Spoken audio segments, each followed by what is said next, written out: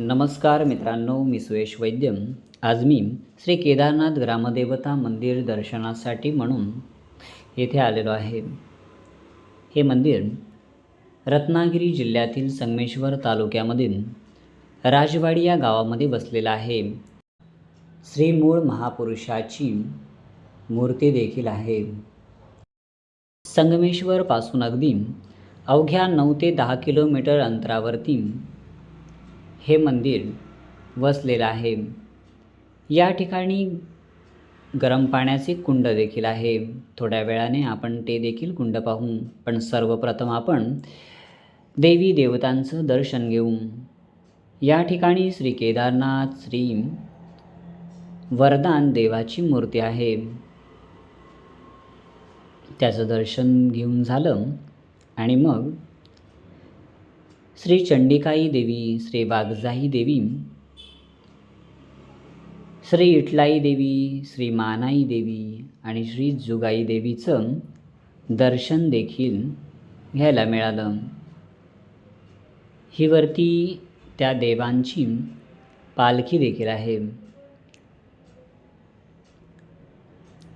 होळी या सणाला ही पालखी बाहेर पडते. तुळशीचं मोठं वृंदावनही देखील आपल्याला पाहायला मिळतंय आणि इथे काही शिल्प आपल्याला दिसत आहेत, काही मूर्त्या दिसत आहेत. हे हायवे रोडच्याच अगदी बाजूलाच असल्यामुळे आजूबाजूला मोठमोठ्या गाड्या जाताना देखील आपल्याला दिसत आहेत. हे सोंबा देवाचं पिंड आहे. त्याचं देखील आपण आता दर्शन घेऊ.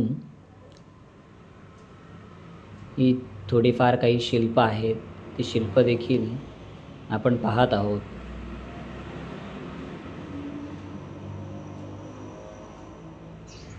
हे कोरीव काम केलेलं आहे. श्री सोंबा देवाचं दर्शन आपल्याला होतंय. मीही अगदी मनोभावे पूजा केली. थोड्या वेळातच आपण गरम पाण्याच्या कुंडाकडे वळू. हे गरम पाण्याचं कुंड आहे. समोर आपल्याला बुडबुडे येताना देखील थोडेफार दिसत आहेत. त्याच्यामध्ये गरम पाण्याचं कुंड आहे. इतकं ते गरम पाणी असतं. त्यामध्ये जर तांदूळ टाकले तर ते शिजून निघतात. एवढं गरम पाणी या कुंडामध्ये आपल्याला दिसेल. जर हा व्हिडिओ आवडला असेल तर नक्कीच त्याला लाईक करा आणि कमेंट देखील करा. धन्यवाद.